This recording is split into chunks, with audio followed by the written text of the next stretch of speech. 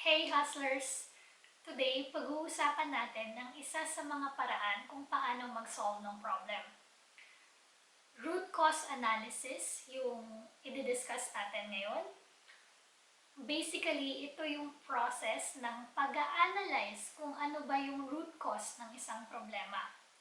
Madalas kasi sa atin, hindi na natin ina-analyze kung ano ba yung root cause. Ina-assume na lang natin na naiintindihan natin yung mga nangyayari. Halimbawa, pag sinabi ko na, bakit kaya walang bumibili sa produkto natin? Kasi ikaw, ang sinuggest mo is, ma'am, ibagsak ng presyo natin yung products natin para maraming bumili. Ang sasabihin ko sa'yo is, saan galing yun? Inanalyze mo na ba na mahal yung product kaya walang bumibili?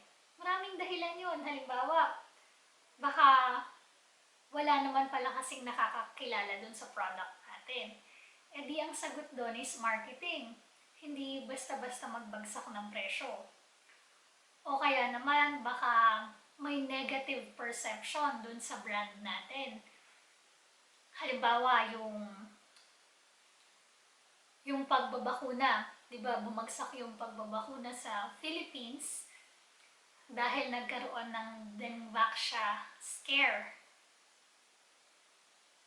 So, kahit gawin mong libre yung pagpapabakuna, wala pa rin magpapabakuna kasi hindi naman yung presyo yung issue nila.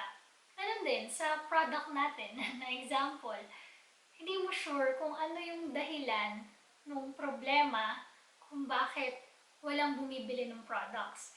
So, huwag kang magbigay agad ng solution. Dapat, una mong ginagawa is ina-analyze kung ano ba yung root cause ng problem bago ka mag-suggest ng solutions.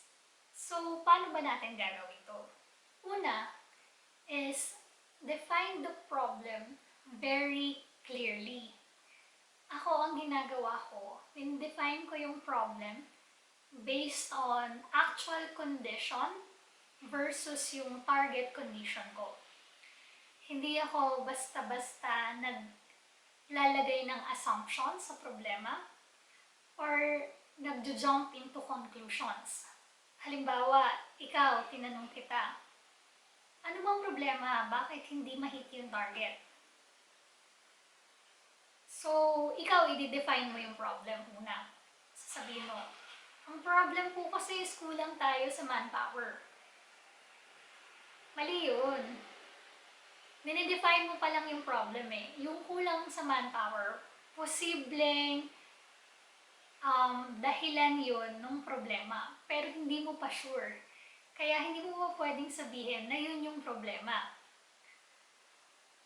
So, ang pwedeng problem definition mo is, ang problema is down tayo ng 15% of target last month and 20% of target this month simula nung lumipat tayo ng venue for operations. So that problem is clearly defined. It's based on actual versus yung targets na condition, and it's all verifiable facts. Walang opinions. After mo i-clearly define yung problem, gather all information na related dito.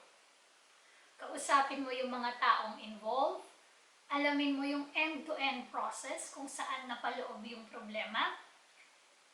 Kung kaya mong gumawa ng process flow o kaya ng timeline ng mga pangyayari, okay yun. Kapag ka nakuha mo na lahat ng available data, tsaka kayo mag-identify ng mga possible causes ng problem. Ako usually, nagpapatawag ako ng brainstorming sa team ko pag may mga data na ako. Dino-double check ko sa team yung mga assumptions ko based on the available data. Hindi ako nagre-rely sa sarili ko lang kasi magkakaiba tayo ng experience sa work pwedeng may alam sila sa mga nangyayari na hindi mo mo alam. Once makapag-brainstorming na kami ng team ko, mamimili kami dun sa listahan namin ng possible causes ng ifo-focus namin. Mamimili kami ng top 3 priorities namin. Pero kung mahirap yung mga problema, mag-focus lang kami sa isa. Kapag nakapili na kami ng sa tingin namin is highest priority, dun sa mga sa tingin namin ay causes ng problem, magtatanong kami ng bakit paulit-ulit para mas ma-identify kung meron pa bang underlying root cause dun sa problem.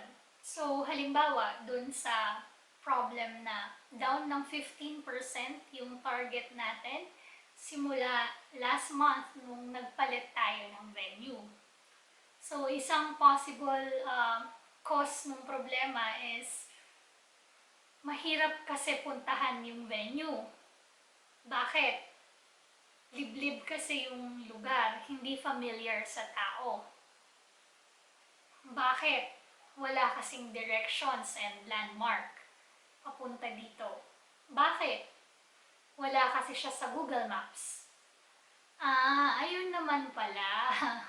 So, ang pwede namin gawin initially is maglagay ng directions malapit sa office, dun sa bagong venue, and maglagay ng location sa Google Maps para madali itong mahanap ng mga gustong pumunta sa office. Pagkatapos, pwede rin kami mag-upload ng mapa o kaya frequently asked questions sa social media namin para ma-address yung issue na hindi alam ng mga participants kung paano sila pupunta sa venue.